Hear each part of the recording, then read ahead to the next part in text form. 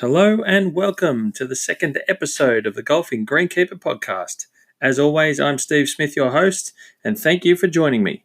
Now, I say as always, I know it's my second episode, so I suppose it is only going to be me. But anyway, now is where I'd actually wanted to hope to have a nice musical transition. But as it turns out, because of copyright and all sorts of things that I've been reading about doing a podcast, I can't include any cool music that I was hoping to do of some awesome bands or some awesome parts of some tunes that I'm a big fan of. So anyway, we'll now skip straight to the next part of the show.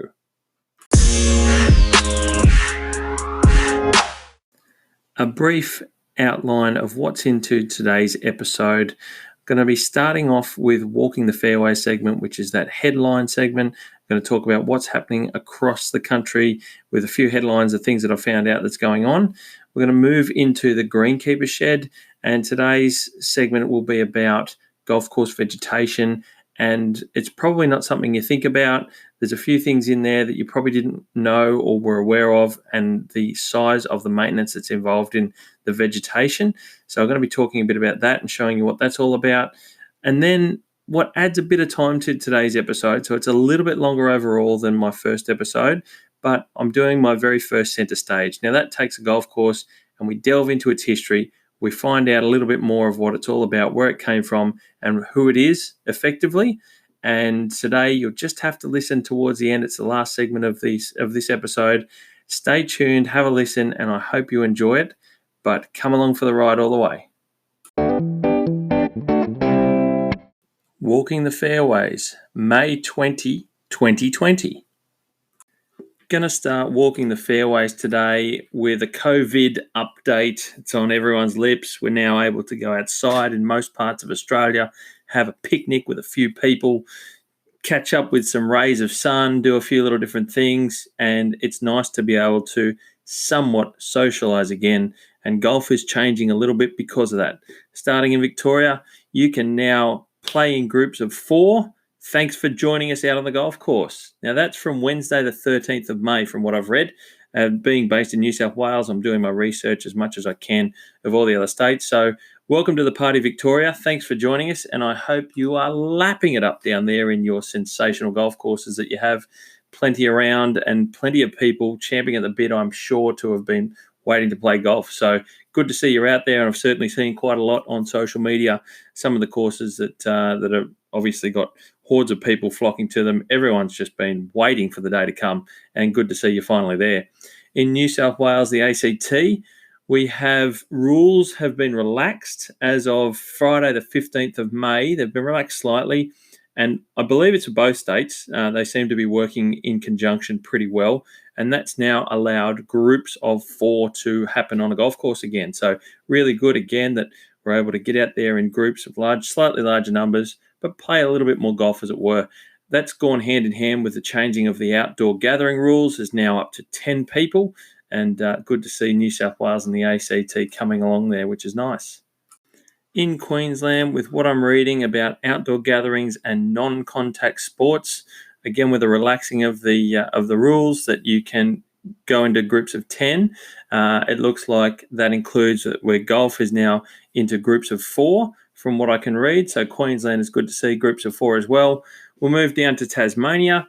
As a May 13th update on their government website, it still shows that only 2 people are allowed to play golf, 2 people per group, that is. So Tassie looks like it's still holding firm with 2 people from what I can read on the government site. South Australia has recently changed on Monday, the 11th of May, to an increase in groups of 4 as well. Western Australia, over in the far other side of the country, well, you guys started it all moving to 4, so you're still kicking goals, which is great. And in the Northern Territory, to round out the country, I can only find information about groups of 2. There's some information that I found that did say clubs were looking to open on Friday the 15th, which would be a huge big tick. But again, I can't find any official information for the Northern Territory. So from the way that I read it, is still golf in groups of 2, and we're looking to find confirmation if that's changed and whether clubs have opened themselves. So they're looking to be a little bit ahead of the game as well, But can contact, as always, in any state, contact your local club. They will be across the rules because they get communication sent to them pretty well through the associations and government authorities. So always do that to check and see. But it looks like we're starting to get back to normal, some sort of normal play in groups of 4 if you wish, which is fantastic. Now that we're past that boring but important update, because I'm over the coronavirus, as I'm sure everyone else is, it's still affecting our lives, but now we're past it. Let's get down to some good stuff. Sandy Golf Links in Melbourne, in Victoria. Look, it's a golf course that was formerly known as Sandringham. I'm sure there's plenty of people that have heard the name or know about it that play golf down there in the south east of Melbourne, down the sand belt. Sandy Golf Links is continuing through their full course redesign that was done by OCM, which again is Ogilvy, Cockingham Mead, in case you're not sure what the letters are standing for. It's really starting to look the goods. There's plenty going out on social media. You've only got to go online and type it in and have a look. You'll come across all sorts of stuff. So it's really starting to look good. Basically, look, Sandy Links is looking to become, well, I won't say looking to become, it is to become the new home of Golf Australia and Golf Victoria.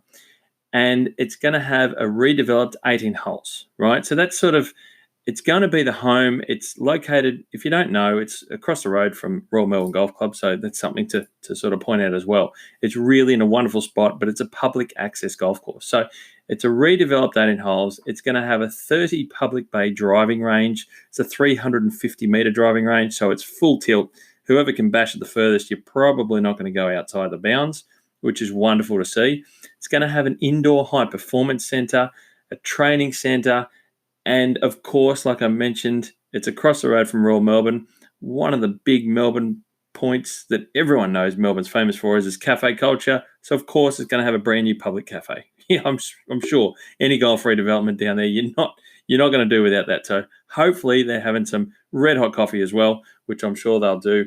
They do very, very well in Melbourne. One of the things I love about Melbourne.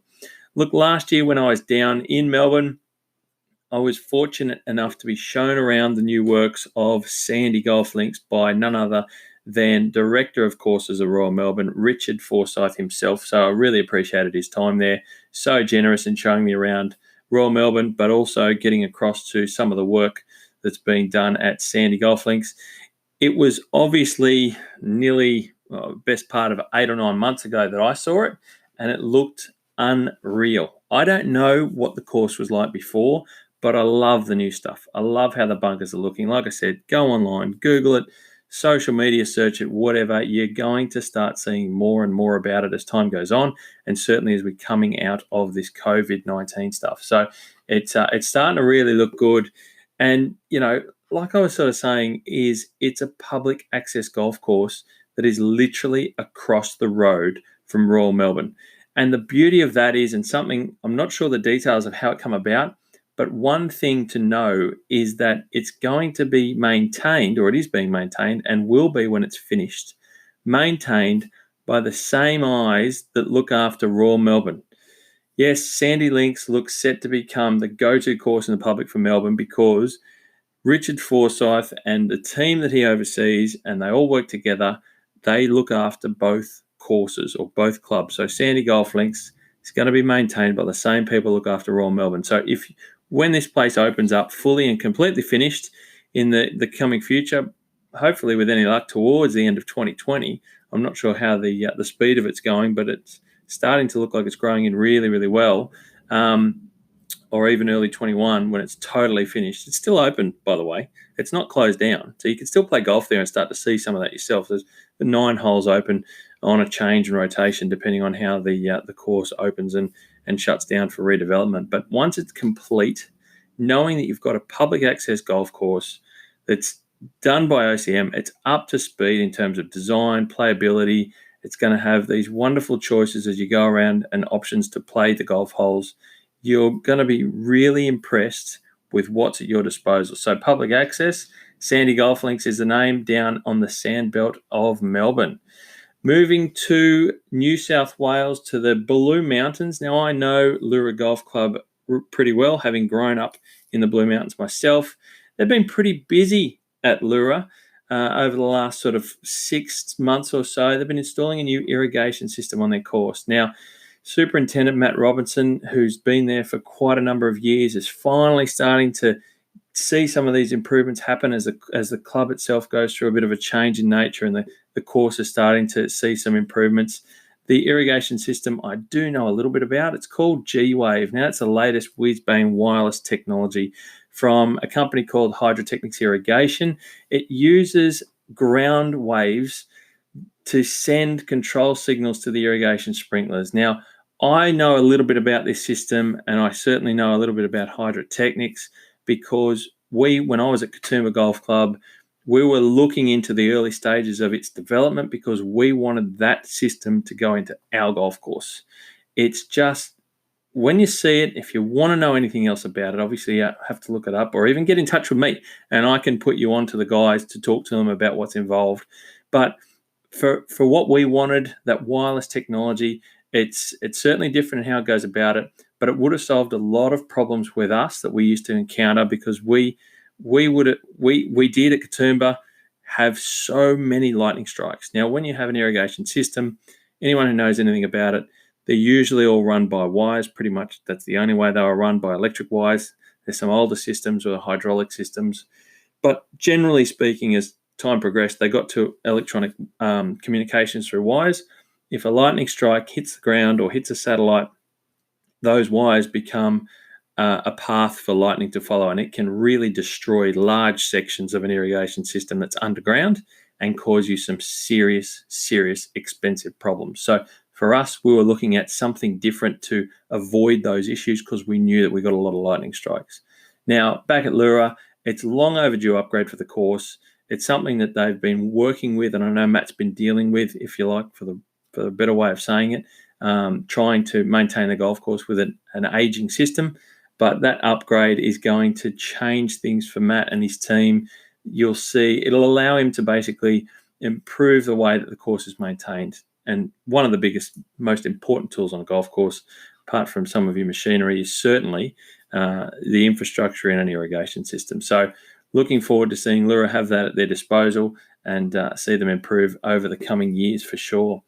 Now, at Killara Golf Course on Sydney's North Shore, it's they've started their installation work of their new vegetation plan just a week and a half ago with Harley Cruz from Cruz Golf. Now, I went there to have a look and see what was happening with Harley, and it's some of the native plantings in some of the periphery areas around the outside of the bunkers, the tees, off to the sides of holes, things like that, where they're looking to increase the vegetation of the golf course, but not in a way that's going to hinder golf, and not in a way that it's going to have a major impact as to the way that you play golf. But it'll certainly be there in your sights, something to think of, but it'll dress up the areas of the course. It'll really start to, I suppose, look like it's going to cement the course into its location and into its grounds as it is. So start to feel more natural, more endemic to the area, more of a realistic setting for some of the new works that are there, and really soften some of those areas. So they're looking at putting in approximately 20,000 native plants. Now I was there was tube stock coming out of everyone's ears. It was incredible. 20,000 native plants will be installed over the next 2 months, and then around 60,000 over the next 2 to 3 years. So it's an extensive program, but when done properly with a vision and a plan, these things make a huge difference to a golf course. So there's been some trees removed as part of the redesign process, which everyone knows about. But at the same time, what will then go in will greatly outweigh and totally improve the golf course and the playability of the course, and certainly its aesthetics as well. You watch Killara will start to climb up the ranks, as it were, through some of the best Sydney courses, and I think you're going to start to see it really improve as it ages and matures, and it's going to start to look really good and certainly play a lot better as well. And that's a wrap up of Walking the Fairways.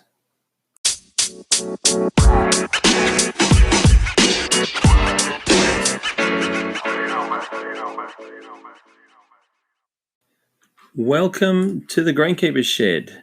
Now, today's topic, I'm going to talk about golf course vegetation. may not be something you think of when you think of a golf course, but it's a big component of maintaining a golf course and something that affects your game very much so while you're out there playing and working your way around the course. Now, I'm talking about obviously trees. I'm talking about course gardens. If your golf course has those gardens, and there's plenty of golf courses around that have manicured, maintained gardens, more formal type gardens rather than natural looking ones.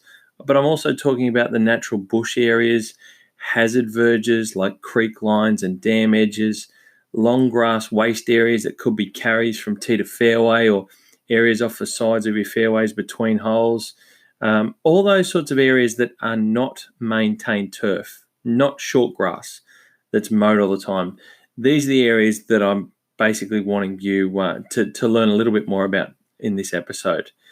A golf course is essentially lots of different living parts coexisting and living together to make one large environment. And that's where we play our what is normally 18 holes of golf, but there's many different variances out there, as we know.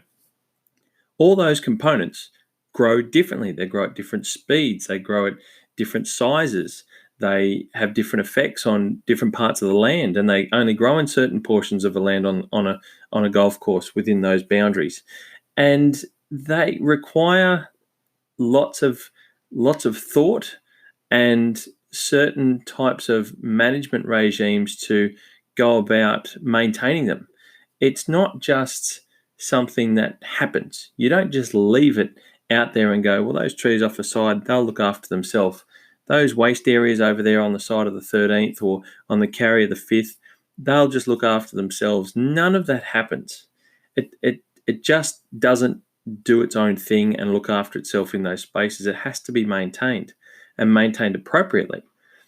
I'm going to give you an example of what I mean with 3 different types of golf courses, and ones that I'll just sort of pick off that I know reasonably well. One's Longreef and Sydney's Northern Beaches. Now, Longreef Golf Club is on a headland that juts out from the Northern Beaches, and it's quite an exposed headland, and it's very windblown because of that on the coast and quite high. When I've seen some older photographs of Longreef, it had basically I've seen some photos that are sort of 50 years old, thereabouts, even maybe longer. They're black and white. They're quite old. And it's got no trees. Any of the trees you see in the photo, when I say no trees, they're so tiny. So when the course is in its infancy, and by infancy I'm talking sort of the best part of probably the first 15, 20 years, there was nothing that was huge in terms of plantings of different types of vegetation. They grassed the golf course, they made a golf course, routed it out, and they obviously had a few, I'm sure, hazards and different things, water courses, because it runs through a bit of a natural lowland. But as far as trees and vegetation that we think of when we talk about that, it didn't really have a lot. Over time, and a significant amount of time, there is now a lot of vegetation, even though it doesn't have a lot compared to other courses. But for what it had when it started, it now has quite a bit of vegetation around. Certainly on the more protected sort of western end of the golf course itself. And they're more shrubbery, things that'll grow around those areas, sort of 3 to 5 meters tall. As you move further up the headland, you're looking into more grasses and very strong, short, woody plants that'll only grow to a couple of meters, sort of thing, that sort of stuff. So it's changed as time goes on, but it's basically out on an outcrop on a headland. Then you have a golf course like, say, Bonneville Golf Resort, for example, on the mid-north coast of New South Wales, up there at near Coffs Harbour. Now, Bonneville Golf Resort is basically a golf course that's been more or less carved out of an old timber plantation forest, and it has corridors for holes. They're all more or less quite isolated, and you're playing through these, very large. They're almost like hallways, as I mentioned, corridors, and they're very secluded. But it's a very different type of feel. Then we move up to Belmont Golf Club. Now, Belmont Golf Club is about an hour and a half, sort of 2 hours north of Sydney, on the wedge between Lake Macquarie and the east coast and the beaches of the Pacific Ocean, and it has it's a very coastal golf course. It's basically routed along the dunes, the sand dunes there, and it's very exposed to coastal winds.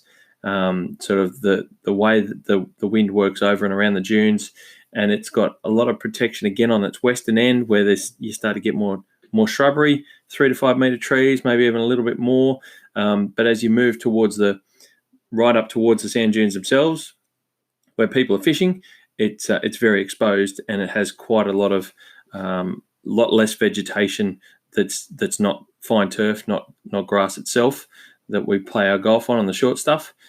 But all those 3 courses, when they were first laid out, had something in mind. When they were built, the people involved with designing the golf course, and it may or may not have been an architect, usually it would have been, but those people had something in mind. They had a vision of what they wanted that course to feel like. And over time, things change. You go 50 years and you'll have trees that have grown up, like I mentioned, like I've seen in Longreef itself. You'll have areas where trees and longer grasses, for example, might grow, might change. The clubs might have decided that they want to move with the times, for example, and they would install some areas that are grasses, look more natural. They might even put in some gardens, for example.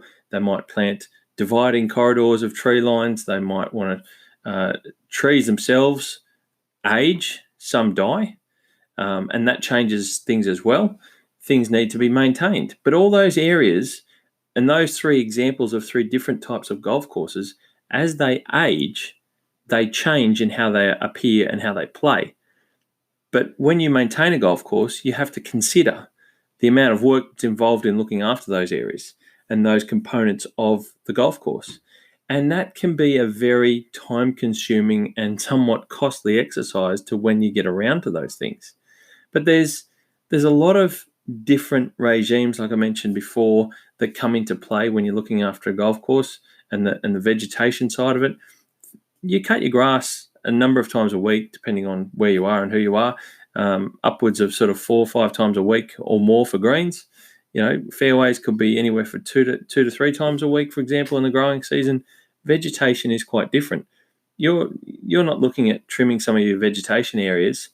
You might be looking at every quarter, for example, or once a year, once every 2 years. In some instances, it might be 5 to 7 years. You look at some of the burning that goes on where they use fire to maintain some of the native vegetation down at Royal Melbourne, for example, and some other coastal courses that I certainly know of, where they've used that element through their horticulturalists that understand the local plants, and they're usually endemic plants is where this is used, local endemic plants, that because they're native to Australia and they thrive in the cycle of fire. The best way to maintain them is with fire itself and sort of emulate the natural cycle as much as possible. So I've seen where they burn, and it happens every 5 to 7 years. Other areas where you're talking about some of the long grasses and sedges and things that might grow around dam edges and along creek lines, they might need to be trimmed and they might need to be maintained to keep that appearance and the aesthetics. They might need to be looked at every 6 months or every year. We certainly had some of the golf course I was at Katoomba where every 2 years we used to trim down the reeds and the sedges that were growing around our dam edges, and they're a natural filtration plant, so they would strip the nutrients in the water bodies. But they would need to be trimmed down every couple of years because of the position of those water bodies in the line of play of golf. They would get too big. So it was just basically a playability maintenance regime that we had to have. And that would trim them down in height. They would restart again, and that would give them 2 years more of growth before they had to be trimmed back down again. But that was the maintenance that we had for that. And it differs in all those different vegetation types. Like I said, certainly weed management and weed control is a big component in looking after those areas. And some areas that are thick natural bush sort of hazards might not need as high a maintenance regime, but weeds need to be controlled and you need to stay on top of that. It might be once a year visit just to have a look and see what's going on and just dealing with any weeds that are in the edges, for example. But a lot of maintenance at a golf club should be considered to looking after vegetation, because when it's not, it can create or can leave you with some pending issues. And I'll come to that in a little bit.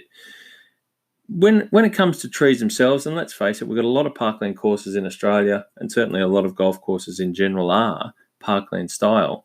They have a lot of large trees around, certainly dividing holes, that sort of thing. And they can be prominent trees. They can be feature elements to a golf hole and a golf course. And if left to their own devices, you can have something that the course was built around, for example, that a golf hole was built around, and a key component was a specimen tree. And if that tree was to die, or something was to go terribly wrong, all of a sudden a golf hole is not what it was designed to be like, and it plays different. And then a change might need to be incorporated into how that hole can then be, the character and strength of that hole can be brought back, for example. And there's one that jumps out of my head, and that's the Eisenhower tree at Augusta National. Now, we all probably remember seeing that on television on the 17th hole. The large tree was just on the left-hand side, not too far from the tee, but it certainly wasn't 50 metres. It was a little bit further. That tree was damaged in 2014 by a severe ice storm, and it was damaged to the point where the tree couldn't be saved. So it had to ultimately, basically, it was killed by this ice storm. It wasn't going to regenerate really at all, and the arborist that they had to come in to assess the tree itself had informed the club that it was not going to recover from the damage, and that they needed to remove what was left of the tree itself. And they did that, unfortunately. And if ever there was a club that could save anything, I promise you Augusta National, of all clubs, would have found a way to save that tree. And they couldn't find a way. So that tree was removed. But a few years earlier, they knew that the tree one day would die, and that one day that would have a detrimental effect on the character of the golf hole. So a few meters further up, they planted another tree, ready in time that it would start to grow into its place. So the day that the Eisenhower tree would ultimately die through natural causes and would have to be removed, they would have something then would still retain some sort of character of the golf hole that the Eisenhower tree gave it. And during that severe ice storm in 2014, unfortunately, that tree was killed at the same time. So at the end of the day, Augusta National doesn't have any of that remnant character of the 17th hole when it comes to the Eisenhower tree. Now, that tree itself, to give you an idea, that tree was believed to be between 100 and 125 years old. So it was a very, very old established tree, and the hole was built around that. Because Augusta itself, I think it started in the early 30s. I think I read something that said it was about late 80s, 87 years old, the club is, or something like that. So for that hole to be built around that tree when it was designed, having lost that tree changed the character of the hole, and that's what can happen. So vegetation is a key. It's something that needs to be very much considered day to day on a golf course, week to week, year to year, and there needs to be plans put in place. But it's not something that happens one person for 4 hours, 4 hours a month. It's a hell of a lot more than that. It gets very understated with clubs. And I know that we had a lot to do with vegetation management at Katoomba, where I was, and it's rather significant and somewhat daunting when you first start to consider the amount of work involved. I touched on Killara Golf Club earlier, and how with Harley Cruz, the golf course architect, doing work there, they've got a lot of new native plantings going on that are aesthetic, that are improving the way that the golf course feels in the theme that they're looking for with all the new works around the course. And they're doing a lot of that stuff over the coming years, these new native plantings. And I'm a big fan of it. We used to do some of it at Katoomba, and I loved incorporating that and bringing that Australian touch to a golf course. And I think that's important. It's not the only way to do it, of course. There's plenty of different types of golf courses in Australia, but I just love that. That's a personal like of mine, and we tried to do that at Katoomba, and Killara is going down that path. And I think that there's sort of needs to be a measure of control, that clubs often fall into the trap of doing too much planting in the wrong way. they often sit there and say, we've got to plant a heap of trees and divide that hole. We've got to plant some trees and grasses around the back of that green. In time, they can become issues. You need a professional's opinion to make the right choice with plants and location, because at the end of the day, if you put the wrong plant in the wrong spot, it's going to create a problem, and it's going to cost money, and that money might not need to be spent until 20 years down the track, and it can be a lot of cash. So if you get, say for example, a golf course architect, they're the professionals when it comes to designing a golf course and understanding the best way of setting a golf course up for play in terms of building one and how to improve the feel of a course and bring the best out of a landscape. So if you have that golf course architect out there to advise a club on how to go about it correctly in the right way, you're going to be put in a good step. You're certainly going to be the club will be putting itself in a good position where in time it will age appropriately and improve as it ages, not disappointingly detract from the golf course as it ages. The last thing you want to do is have to rip out a heap of grasses that you put in the wrong spot, or cut down a whole heap of trees because they caused all sorts of headaches, whatever those headaches might be. I'm going to go against the grain and say that I do get frustrated sometimes when we're dictated to on a golf course by council about what you can and can't do with trees. A lot of those inherent issues, anyone can go and plant a tree, right? But at the end of the day on a golf course, it can cause you a problem 20, 30, 50 years down the track, if not longer. But you can't touch it by then because the tree is too large, because touching it would create a problem because there's other living things, animals, how important that tree has become. If it's an 80-year-old tree in an area, it can be a very important specimen, and understandably councils can say that no, we don't want that tree touched because it's a fine specimen, it's been here for so long.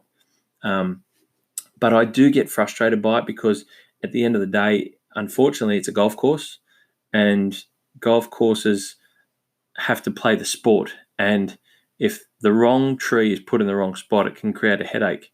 And I don't like that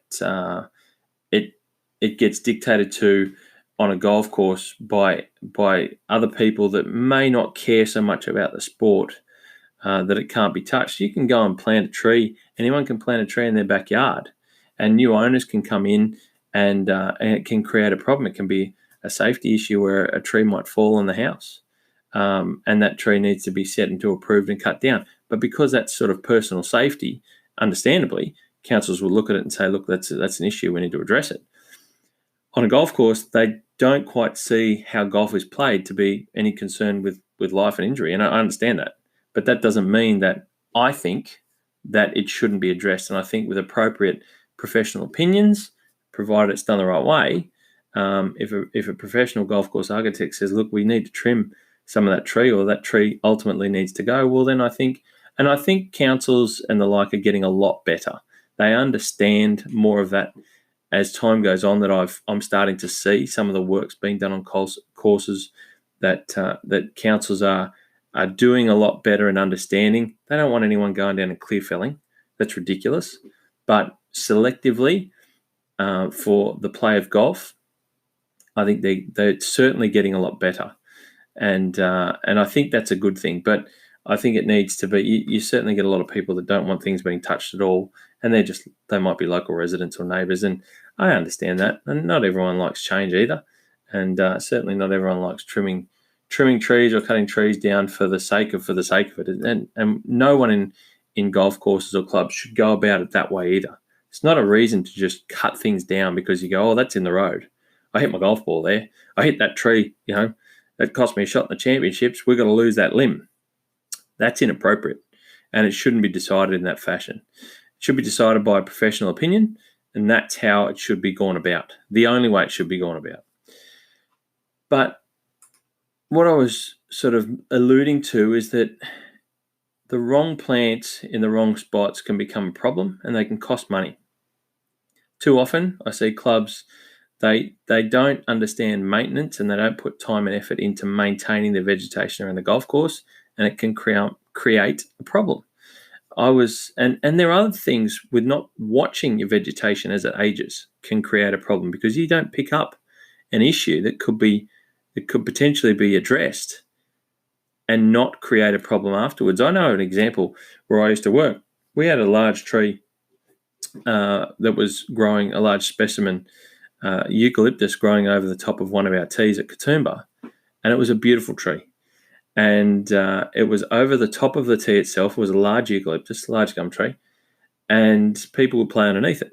Now, that tree was also on the boundary, and a sizable portion of that tree also grew out over a neighbouring house. One day I come into work, and that tree had dropped a rather significant branch right on the tee. And it certainly got my eyebrows raised, and I went down and we had looked at it and assessed it, and we're like, okay, we've got to understand what's happened here. Why has it just dropped a very, very large branch? And our neighbour, whose house was underneath the tree, the same tree, but it was growing a large portion of itself over the boundary as well, over their house, said, look, I'm a bit worried that the tree that dropped that branch is overhanging my house. So as a club, we decided to get a professional opinion on the integrity of the tree itself. And the report came back that there was a severe fungal disease that had grown through the tree. And basically the tree was was at a point where it could have failed and fallen over and collapsed at any given time.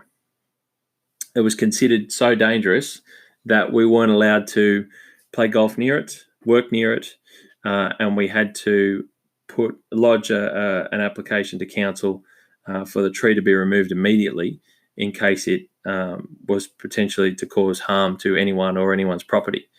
And council understood it. They came and inspected it, gave us the okay, and we promptly removed the tree. Now, that tree, had we have seen where the infection came from, it was actually from a branch that had broken many, many, many years earlier, and it created an open wound, and basically it started to rot, and the fungus got in there and it rotted the tree from the inside out. And I didn't know. We weren't inspecting our large specimen trees. We weren't looking at that sort of stuff at the time. And we didn't know that this had occurred. It was previous to me that according to the arborist, that it would have started. It was long before me. But had that have been something that was being looked at as a tree that we wanted to keep, we could have potentially saved that. Now, that cost us about $4,000 to get rid of that tree. Not every club, when a safety issue occurs like that, has $4,000 lying around. They can just go and drop on it in a heartbeat. And so it can be an expensive exercise. Like I said, we had to get a crane in. All sorts of stuff had to happen. And it's a big deal. And at the end of the day, what I was most disappointed with was not the cost. It wasn't coming out of my pocket. It was coming out of the club that I work for. But it was the fact that we had built this beautiful tea and ultimately native garden incorporating this specimen tree. We built all that around the tree itself. The tree was failing, we didn't know, and ultimately it was removed. So we lost this key feature to the whole. Now, that was only aesthetically. It wasn't part of golf, but it was a great, great aesthetic point of the hole itself. When you stood on the tee, the way it framed the tee, it was fantastic. And it was really sad the day that tree itself had to come down. So they're the sorts of problems that can go wrong. It can cost money. And it can be expensive and frustrating all at the same time. And, it was also based around a safety issue, but that was also with a neighbouring property. And that's one of the things that I speak of. So vegetation, again, maintaining and managing your vegetation is important for all sorts of different reasons. Boards on golf clubs come and go. Supers come and go that run the golf course maintenance. The identities of clubs change over time, but at the end of the day, the vegetation on the course is still growing. Like I said, some of it's, you don't often see board members or superintendents or general managers that have been at a club for 50 years. Members have, sure, but the people that make the decisions aren't. But some things need to be put in place in clubs where vegetation is managed and maintained properly and looked at, and a maintenance program put in place for the routines that need to be looked at, so that everything continues to move. And as a club makes a decision to slightly change or do what it does, it's done at the top level, it's done properly, it's done with a professional, and the club can move with it and move in the right direction all together, not just change the golf course and then deal with the veg when it becomes a problem, because trees do become a problem. They certainly do. And they're the main headache in parkland courses because they outgrow their size and space, and people haven't had to deal with them because they're long gone after they've become an issue. So the best golf courses are the ones that are laid out with those plans when changes are made and decisions are made, and they go, this is what we want and this is how big it's going to get.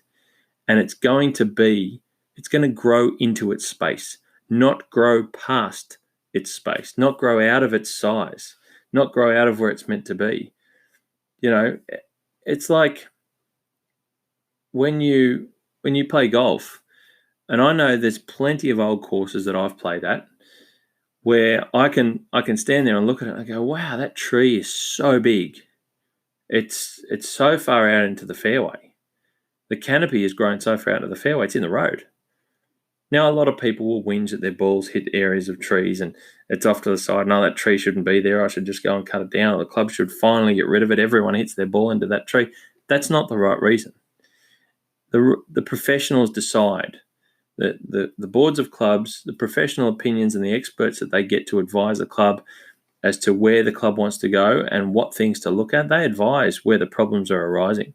And superintendents are a key component in that advice because they see it. They see how it affects the maintenance side and they see how it affects golf because they're out there and they watch people play as well. But vegetation is a really big part. And like I said, next when you go and play golf, we all go and play golf and we all play different courses usually from time to time, even if it's your home club, the only one that you ever play. When you go and stand on the first, or you're waiting behind the first tee for your tee time to come up, just stand there and glance. Just look across the golf course. And you might not have a big view, but some courses do, some courses don't, but just have a look across the course and look at all the parts that aren't grass. And I bet you didn't realize that people, e.g. the ground staff, are maintaining all of that vegetation. Granted, there's some courses that can't afford to at all. And they're usually the smaller courses. You often find them in regional areas where they might have a couple of greenkeepers. They just don't have the scope to be able to do that. And they do it ad hoc. But when you stand in your first tee and you glance out over the course and you look and you see all the vegetation, the tree canopies, the grasses in the creek lines, the sedges growing over in that water body, the native grass area that's growing over the backside of the bunker or the tee carry that we have, whatever it might be, the gardens around the first tee, all of those areas have to have maintenance of some type. Certainly some less, more so than others. But someone in the maintenance team are looking after it. And when it's not looked after properly and it's not thought about appropriately, they cause issues and cost money. And I just want you to understand that when you go out there and you might see someone they might be hand weeding a native area, for example. Or they might be trimming some low branches. They might even have an arborist in doing some tree work just to deadwood a tree to make it grow a little bit better or properly, or anything of that type, working on something that's not grass. Think about all of the other parts and add that all up. There's a lot there to look after, and it's it's something that's not often thought of. And I'm just saying to you, when you go out there next, have a look at it. It's a big area and it's something that's a key part to your golf because it will affect your golf. And trust me, when you go out there and play golf next time, you'll know if an area of a golf course is overgrown.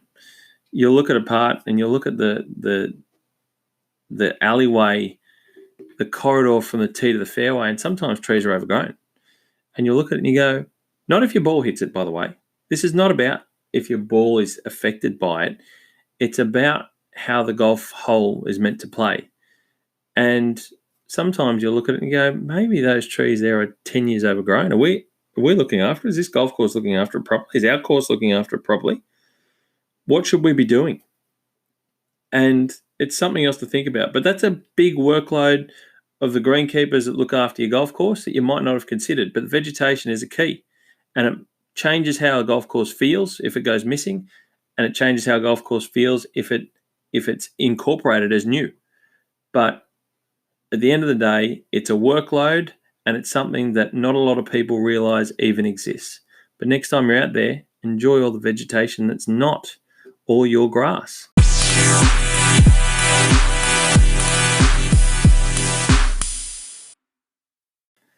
And now it's time for Centre Stage. And on this episode of Centre Stage, I'm going to be looking into and showcasing Tokemwell Golf and Bowls Club. Tokemwell Golf and Bowls Club is located in the township of Tokemwell, which is in the Murray River region on the New South Wales-Victorian border of Australia. Now, Tokemwell is basically, it's a bit of a drive. It's about 145 odd k's west of Albury. So if you know where Albury is on the main Hume Highway between Melbourne, the drive from Melbourne to Sydney and vice versa. So it's 145 odd k's west. It's about an hour and 45 minutes, there or thereabouts. If you're unfamiliar with the Murray River region from a golf sense, like I used to be, do yourself a favour and research it, look into it. And from what I've seen now that I've been there, organise your next golf trip down to that area or up to that area, over to that area, whichever part of Australia you're from, because it really is a wonderful part of the countryside. And I was blown away just by how much golf there is and why it's a bit of a golfing destination. There's a fistful of golf courses along the fertile banks of the Murray River. Places like Yarrawonga, Cobram, Barooga, Blackbull, Howlong, Corowa. There's so many other courses there that you've probably heard of. That's just to name a few. But if you go on the New South Wales side of the Murray River, there's one that you may or may not heard of, as I mentioned, which is today's episode of Tokemwell Golf and Bowls Club. Now, Tokemwell consists of 2 golf courses. So it's a 36-hole facility, and there's the President's and Captain's golf courses. Now, I'm just going to delve into a bit of the history of Tokemwell Golf and Bowls Club.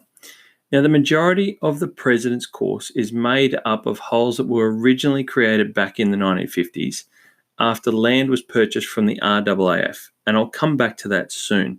Now, there were only 9 holes that were originally designed.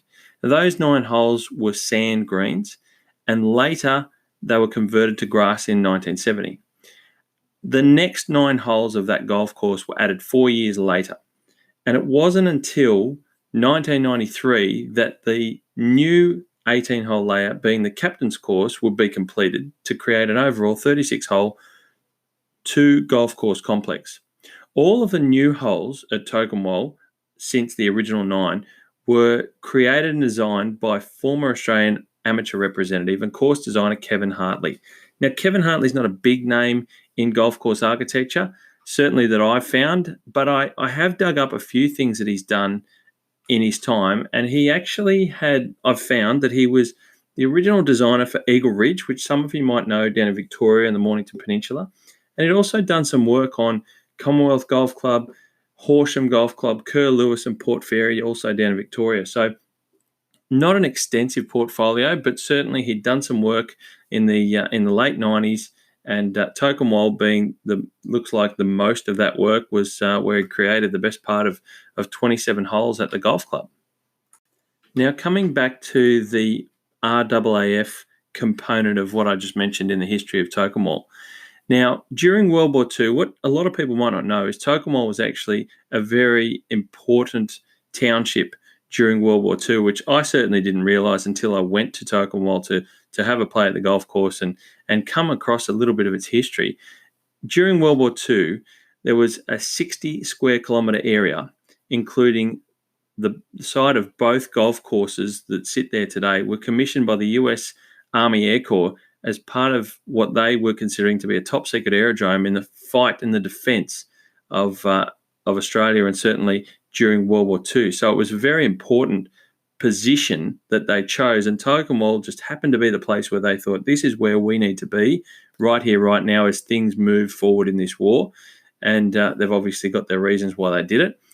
it was operational as an aerodrome from 1942 to 1960, and as I mentioned, the golf course had started in land that they purchased from the RAAF in the 1950s. So what happened was they slowly downsized the aerodrome overall, and that's when the golf course had purchased, or the golf club had purchased their land.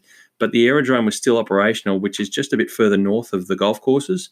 It was operational until the 1960s, and it was the B-24 Liberator bomber training base and a paratrooper training unit, which all-encompassing aircraft servicing and recovery and all those sorts of other components that come with an air base.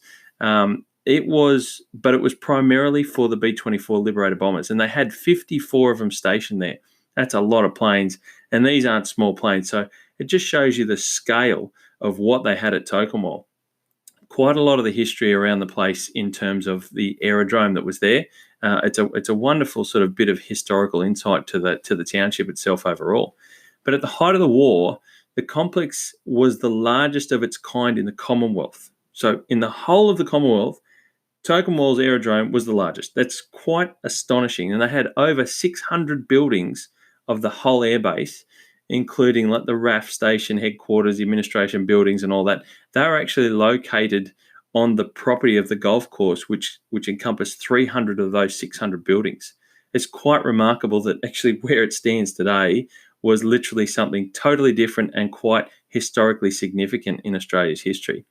The buildings included things like the radio communication bunkers, mess halls, a cinema, theatre, all sorts of stuff, including housing. And this is the part that intrigued me as also, was the housing for 5,000 RAAF and WAAF personnel. Now, I hadn't heard of the WAAF. That actually stands for the Women's Auxiliary Australian Air Force. So it was very important, and I keep saying it because when you go there, you really do get a sense of how important it was. It was quite astonishing. The township themselves are very, very proud of their history, and it's another wonderful component to the history and the story of Tocumwal Golf and Bowls Club itself.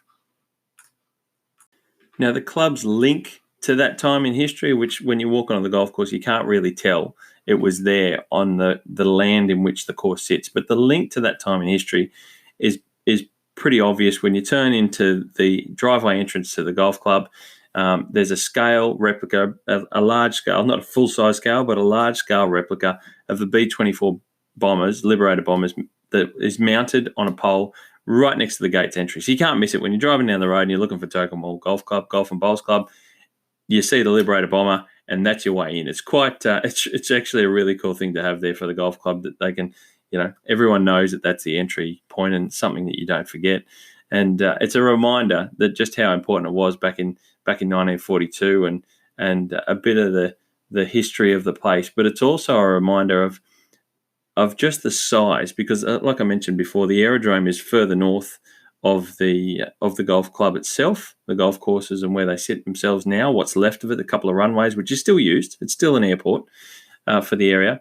But like I mentioned, it was the largest in the Commonwealth, the aerodrome itself, but it was also the largest in the Southern Hemisphere. It's hard to grasp how big. You go past an airbase or an airport now and you look at the size of them. Well, this thing was absolutely enormous. And if you look into the history of it, the speed at which it was built by the US Army, it was all quite staggering and incredibly large-scale stuff. So I've done a bit of diving into it, and I won't get into the details of those things. But if you love your history and that sort of stuff, certainly go and Google it.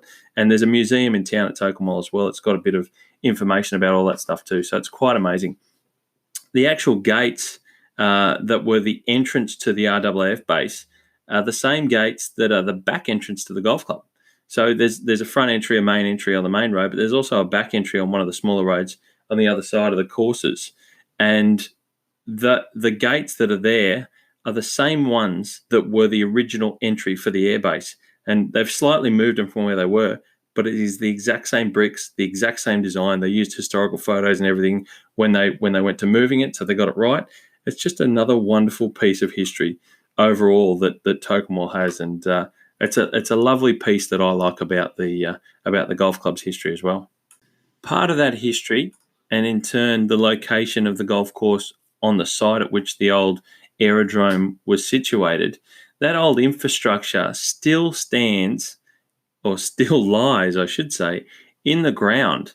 So during the construction of the golf courses, there's some of the old infrastructure that just couldn't be removed. And if you've seen in the past, I did an Instagram live, or sorry, an IGTV, Instagram TV. I went down to Tokyo and interviewed Ben Lucas, the superintendent down there, and he made some stories and talked about how some of the old concrete slabs are still in the ground.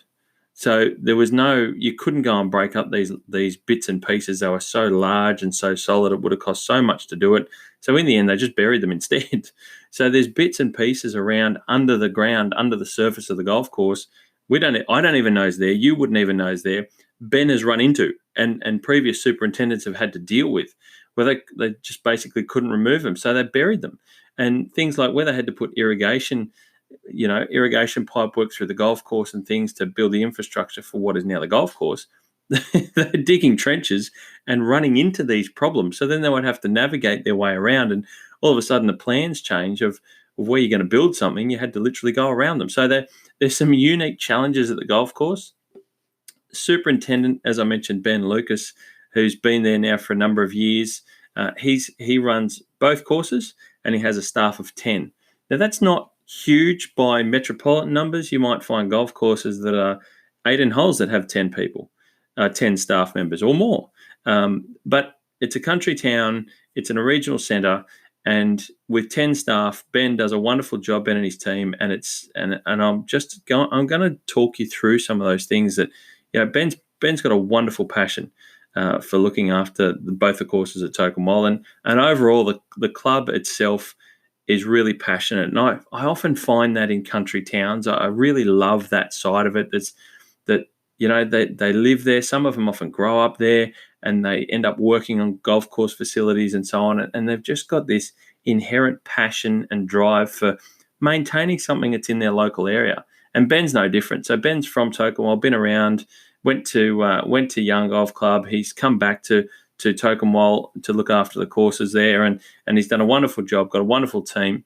And if you ever play there, and I hope you do after listening to this, you'll see exactly what they get up to and how good they are at what they do.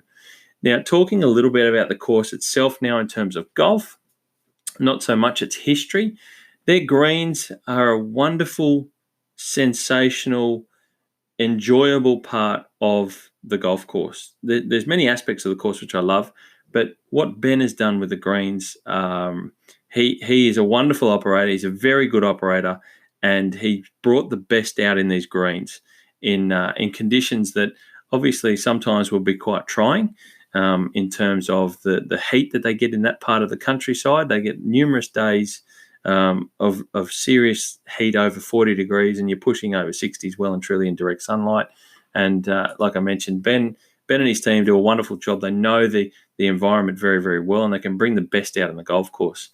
Now, the greens are made up of 10-20 bent grass greens. That's a particular variety of the bent grass itself. And they're around 50 years old from that time I mentioned in the 70s when they were converted to grass. And then the rest of the course was then made from that time on. So some are older than others. Like I mentioned, in 93, the captain's course was completed. So some of the greens aren't quite that old, but generally you're looking 30 to 50 years there or thereabouts. So they have got a bit of age on their time. Some of the newer work that's been done to some areas on the course, they've improved, couch grass encroachment into the edges of the greens and bits and pieces that have been done. There's a new green built on the 18th of the President's course. Now, that was done in Mackenzie bent grass, which is another variety of bent grass. And this happens, you find, in a lot of golf courses, that as clubs change, as superintendents change and things, and there's newer products around, that they will often try and find the best grass type that suits them. So they've used Mackenzie bent on a couple of the areas where they've done some newer works. Now, I think the Mackenzie bent, whilst it seems to play, and I putted on those areas while I was down there, it seems to play certainly very, very well. Has a bit of a different look to it. It's got more of a tan tinge, I noticed, to the colour. Now, that doesn't take away from how it performs as a golf green, but certainly on an aesthetic side. And, that's something that is a little bit more obvious, maybe to a more keener eye to notice than someone who's newer to the game. But it looks like that they're starting to look at one of the newer grasses now. They've actually put a nursery green in on the golf course in the middle of the course, which is made of pure distinction bentgrass, which I spoke earlier in the podcast about what some of the latest, more private golf clubs are starting to use. Like I mentioned, Peninsula Kingswood and Killara golf clubs. So some of those courses have got on to the latest, and pure distinction seems to be. And Tokemol, no different, is on the cutting edge of everything, and they want to make sure that they're keeping up with what's happening in the industry. So they've now trialled and are trialling a nursery green of pure distinction bentgrass to see if that can perform as well as they'd hope in that area along the Murray. And if it does, I've no doubt they're going to use it reasonably extensively as time moves on, because I think it's got a much richer green colour than certainly Mackenzie Bent, but also than others. And it's all about its maintenance performance, not just its aesthetics, of course. But they're looking forward to seeing how they go with pure distinction bentgrass. Now, the fairways at Tokemore Golf Club are Windsor Green Couch fairways, and they are ace-looking fairways. Again, Ben and his team have done a wonderful job. These things are smooth, they've got good run, and they look incredible. And I think that's also a good part of a golf course. If the fairways play really well, they look great. It really does, because they're such a large component, large space of a golf course. They look fantastic when they are on song, and they are at Tokemore. They get a little bit of seed head. The Windsor Green Couch grass gets a little bit of seed head through summer, but they use growth regulators down there, so that knocks that out, keeps it at bay, and they look really, really good and keeps them looking just a nice fine leaf. They also can get a bit thatchy, and they need to be scarified to keep that thatch level to a minimum. And they do that at Tokemore on a 2-yearly rotation between courses. So 1 year, say the President's course, will scarify their fairways. The following year, the Captain's course, and that's the way they manage it down at Tokemore. So, and that does obviously a good enough job, because they don't feel spongy, they don't feel thatchy underfoot.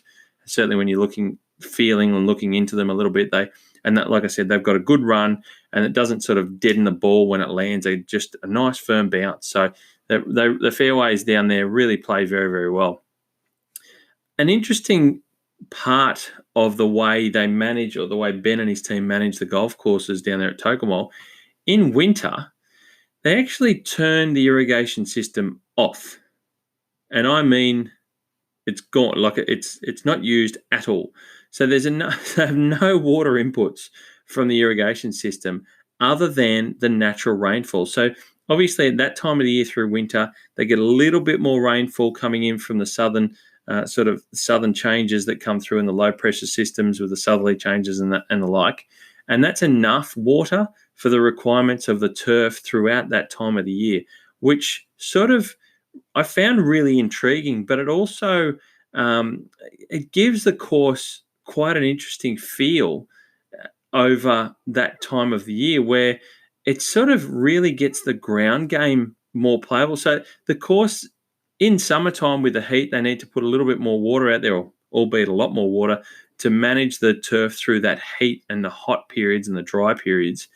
But in winter, with no irrigation requirements at all other than just rainfall, I really found, because that's when I sort of played the course as well, I found it was a lot more of a ground game, a lot more running, more consistent. There wasn't sort of a bit more of the wetter areas around the greens, or where they had to have the irrigation on for a bit longer to deal with the heat. So it was sort of a more consistent, I'm going to say, a more consistent golf course to play golf on. You will often find in summertime that some of the courses will play a little bit softer because of the amount of water inputs that are required on some golf courses. But certainly in winter, the offset of the fact that the grass isn't growing as much and it's not looking as green, and the frost will switch the couch off down there. It goes dormant brown altogether. So it's not that lush green look. But I tell you, from a playability point of view and your experience as a golfer moving around the golf course, it really is a great consistent feel to the game. So if you're thinking that winter's not the best time to get out there and play golf, certainly at Tokemore, it's a different golfing experience, albeit possibly a better playing experience, because you don't have to deal with or experience any of those, like I mentioned, softer areas that might have had a bit more water required to get it through these long, hot, dry spells that happen from time to time in that area of Australia. So summer's great because the grass is growing, it's green, it looks $1,000,000. But in winter, if you're more of a ground sort of a game person rather than sort of a longer hitter and a bomber, I tell you, Tokemwell will appeal to you. So it's a different way of managing the golf course. I've not seen a course that doesn't require water at different times of the year altogether. And that's just a wonderful position that they're in where they can do that. So I thought that was a really interesting point. The 18th green of the President's Course, as I mentioned earlier, has been recently rebuilt. It's sort of, when I say recently, it's now about 3 years old. And that was done by Pacific Coast Design. So they got a design firm in at Pacific Coast, obviously, to look after the rebuilding of that 18th hole. It's a par 3. And it was required altogether because they had done some reconfiguring around the clubhouse where they installed 2 bowling greens up nearby the clubhouse. So it changed a little bit of the President's Course itself, and they had to rejig it slightly. And they've put in this par 3. It's a solid finishing par 3, I'm here to tell you. But it's also got the largest green of across both courses. It's nearly 1,000 square meters. It is a huge green. So if you're hitting to this par 3 and you hit it short and the pin's at the back, you're probably still looking at 3 shots just to get there. Mackenzie bentgrass, as I mentioned on that green, it looks silky smooth. It's got a beautiful deep bunker down that runs the flank of the left-hand side of the green. A par 3 to finish, not always that common, but let me tell you, it's certainly a solid golf hole. Now, I haven't played the President's Course myself, and I went down and visited the golf courses and the golf club last year, but I did play the Captain's Course. I found the Captain's Course really, really enjoyable to play, and there wasn't anywhere that, look, it wasn't a place where I thought, it's a bit quiet. It doesn't really get me going. It was an enjoyable golf course with some memorable holes for me. And it starts off at the first, if I'm being honest. The first hole was sort of a mid-length par 4. It's not an overly difficult hole, but it gets you away quite well. Nice fairway bunker on the left to avoid, tree-lined, a little kink right in the dog leg, and to a generous green. It's just slightly raised off the fairway enough. But it's a good hole that I found really nice to open with and just gets you going. Gets you going into the way that the course is going to feel moving forward. And it's on the river flats overall, the golf courses of the Murray River. But they're not dead flat. So they're nice enough to get you going. There's not humps and bumps everywhere either. It's not totally contrived. But it's a nice feel to get you going.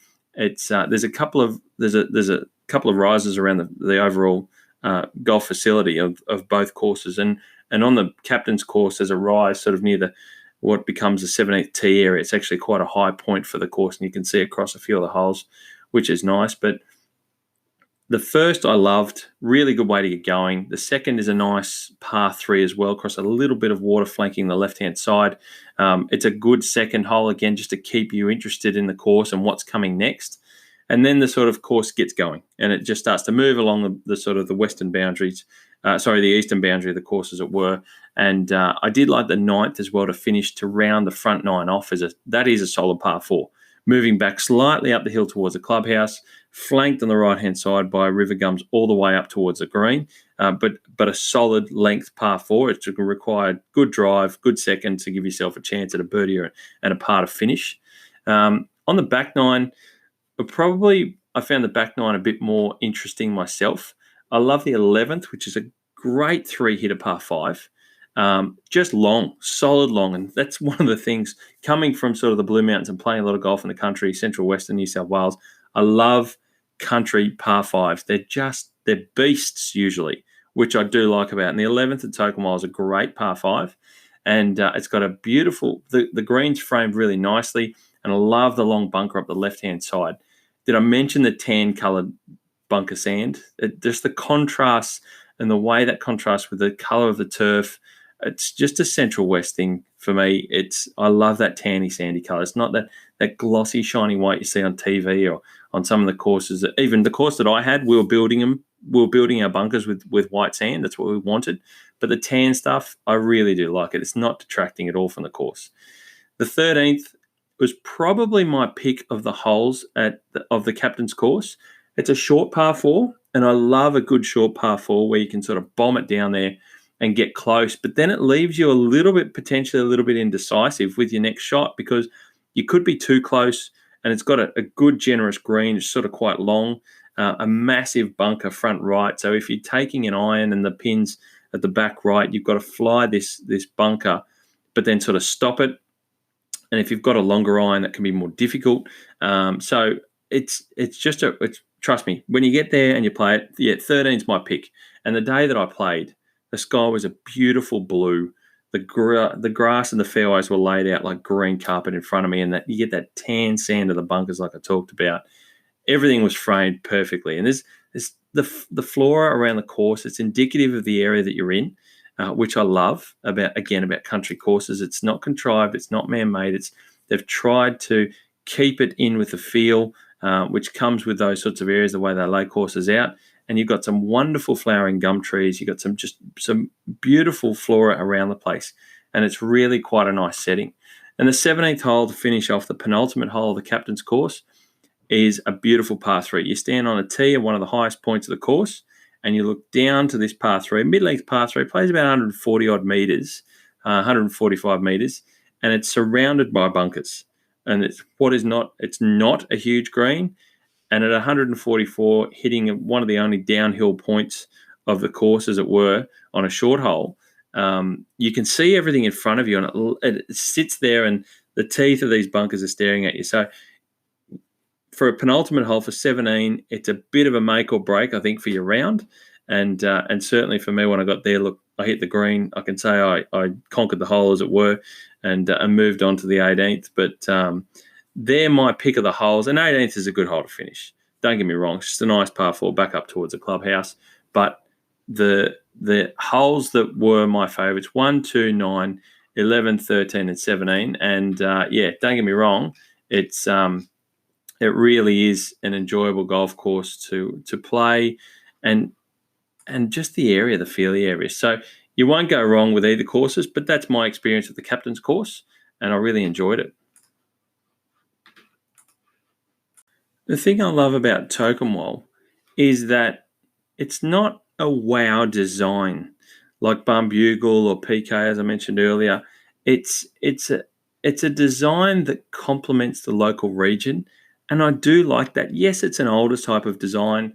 It's probably an easier way to work your way around the golf course. I think certainly some golf travelers, that don't hit as far, or are certainly probably don't have a big game or a long game or anything even for the head to want to try a resort style course.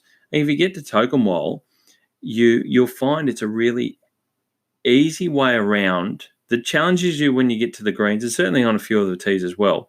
But it's more of an easy, enjoyable course. And I don't mean that detrimentally.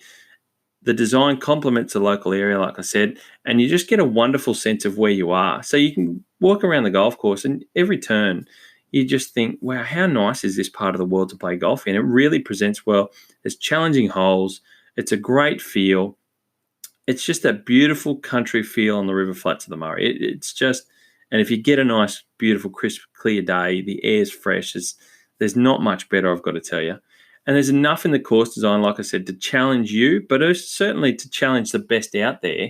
And that's shown by the fact that Tokemwal is home to and has been a long-term host of a Southern PGA Trainee Championship. So the best in the southern parts of Australia, the up-and-comers in the game in terms of professional golfers, they play there every year, and it tests the best out. So if that doesn't tell you that the course is challenging enough, for them to host it there every year, look, I don't know what is. So it is a test, even though it might not seem like it. You'll look at photos, you'll hear people talk about it. It's not, one of these glamorous designs. It's not always intricate in your eye and the detail and that, but it's enough that it's quality golf, and that's a good thing. It's never boring. Something to remember if you're thinking about playing there. If you have played there, trust me, you'll know what I mean when you get there. The quality of the playing surfaces here are what I think really stand out when you play the courses. You quickly find a level of confidence in the greens. And well, for me, that's one of the things I'll remember and return to. So when you go out there, you play the first hole, the second hole, and you start to quickly feel confident, even from back in the putting green.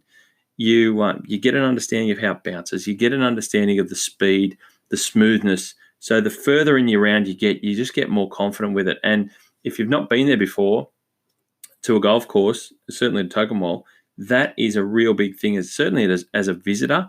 And once you finish your round, you realise how good and enjoyable that part was to your round of golf and to the golf course as a credit to the course itself, which is really, really good.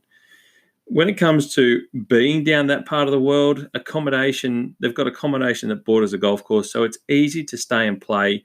And obviously with two courses, you might want to stay there and play two different courses. There's other courses nearby.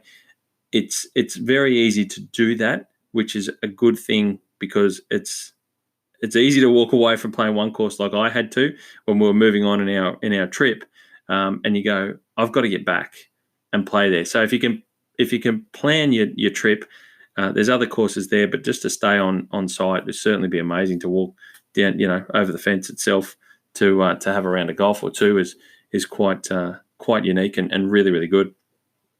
There's the courses themselves are set in an unbelievably perfect part of the world when it comes to weather.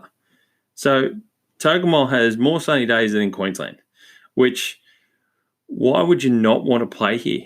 Why would you not want to play at Tokemwell in your next golfing holiday? So with that much good golfing weather, it really is hard to find a bad day. And I think I thought I picked the perfect day, but apparently it's just nearly always perfect there. So after this COVID-19 rubbish, once we get past that, think about your next trip down to the Murray and certainly to Tokemwell. I think it's something that you'll very much enjoy. And the face of the golf course is always the pro shop. When I went in and I met with Rod, the pro, in the shop and his staff, they couldn't have been more helpful. They were incredibly helpful and they're so full of energy. And I think you'll experience that too. I love when you've got a really energetic pro shop that gets you in when you're a visitor. You've never been there. Again, it's a bit of a confidence building thing. So, like I said, Rod and his team, they were impeccable, and another reason to want to go back. There's many reasons to want to go back, and I didn't find a box I didn't tick.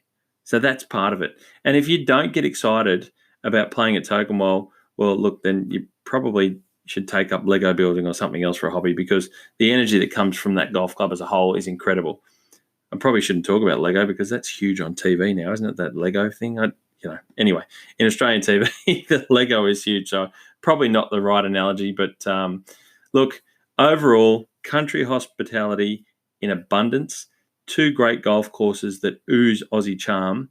Tokemwell is a fantastic facility, and why for me, I had to make it the first one to put on my center stage segment of this podcast. Tokemwell, one to remember.